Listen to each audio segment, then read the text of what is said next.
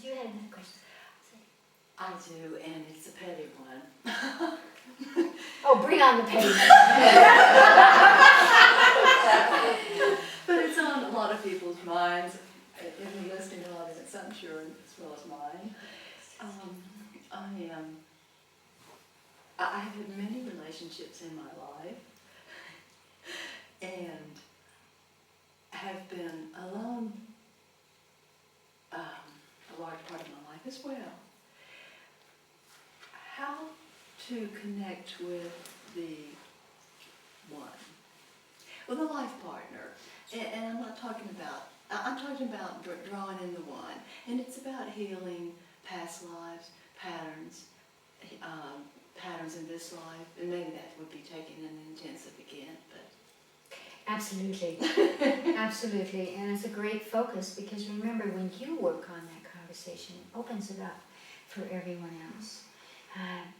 Whether we see that as a psychogenetic conversation, which means my mother had a bad experience and therefore I'm afraid of men, or I can't find the right one because she was always unhappy, or my grandmother, my great-grandmother, or my great-grandfather, we've taken those in psychogenetically, or whether, and both from my perspective, from ours at the Light Institute, is that humans in general have had emotional experiences through many incarnations of the soul, learning about relationship, that it's not about what you get, or what you have to give, or what you have to give up, or the constrictions that were relevant in the times of our forefathers, because tribes had very specific tasks, and if you didn't perform your tasks, the tribe might not survive. This is not true today. And so we have to release those cultural, religious, familial imprints about what it is to have a relationship, so that we can go onto an octave which allows a whole being that can be alone and be together with another whole being to merge and create a third energy, which we can think of as a child triad, or we can think of as actually the coming together of the two of us creates new potential, creates a new reality of which we are both a part. And so very much we would always say it is important to discover what are the imprints, because so often we don't remember them. We're not aware that we are carrying the same conclusions that our family have had, or that we are enacting lifetimes that we have experienced. We're just repeating them because it gives us a little biochemical jolt. So many people say, where are the partners? I want a life partner. I don't want one for today and tomorrow. I want a life partner. And they don't exist. In New Mexico we say it's a, you should be happy. In New Mexico we say this is a place of powerful women. Where are the men? There are 20 women to every man here. And then you go to the oh my gosh, picture tops. And part of the problem is that we haven't learned to see through the eyes of the soul. So we see through the eyes of the dollar signs, and we see through the emotional, down here in the gut, is this guy still tied to somebody else? Is he married to somebody else?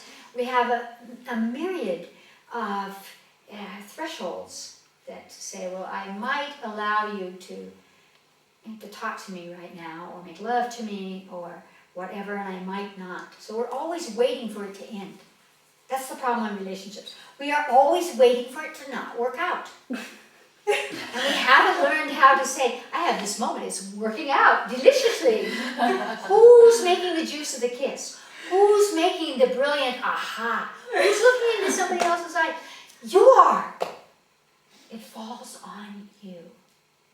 And so if we could divest ourselves from all of these, my perfect partner has to be this and this and this and this and this, and we could see that each person that we look into their eyes, we see that potential. Because there's nobody on this planet that you have not already known, not in the deepest reaches of Africa, that you have not connected through your genetic encoding with. And so that I can't find them is because, again, we're trying, and we're going through our list, And we're doing everything in such a way as to completely be blind to the potential that's there. Women are always saying, we need a sensitive man, a spiritual man, a man who can understand us. And there he is right there, and we're going, oh, he's too weak. And that's our inner male saying, I can already catch him, so what's the point? We're still living back in that primordial time of the chase. And we think that's only men that do that. No, women do that all the time. So we need to move away from those concepts so that we look deeply into someone and see who they are to us. Why is that person talking to you? How did you pull that person in? What's going on there? As you know, my higher self always says, within the first 30 to 60 seconds of seeing somebody, you already know, are they available to be your lover? Are they gonna, is the cake going to hurt after you've eaten it? You know, etc., etc., etc. It's all there. And so what we want to do is to begin to hold in our consciousness whatever there has been before, we release it, and we can reach into the threads that bring us what we want. But we've got to look for whose tape is in there that says this relationship isn't going to work anyway, or it's only going to work on financial levels or sexual levels, but it's not going to work on mental levels or spiritual levels. We have so many this but not that conversations that we're standing literally back to back and we can't touch each other. So what you want to do is to really begin to say, I'm clearing this away. Where am I holding these imprints? And allow your consciousness to bring some. I'm sure that let's do it. If I were to give you 1 minute or a half a minute right now, men and women, close your eyes for a second, take a deep breath, and ask your higher self to show you a thought form that you have about relationship that's blocking you. Just take a deep breath and hear what it is. Could seem ridiculous to you at this point, but it's blocking you. What is the thought form I have that blocks me from having a perfect relationship?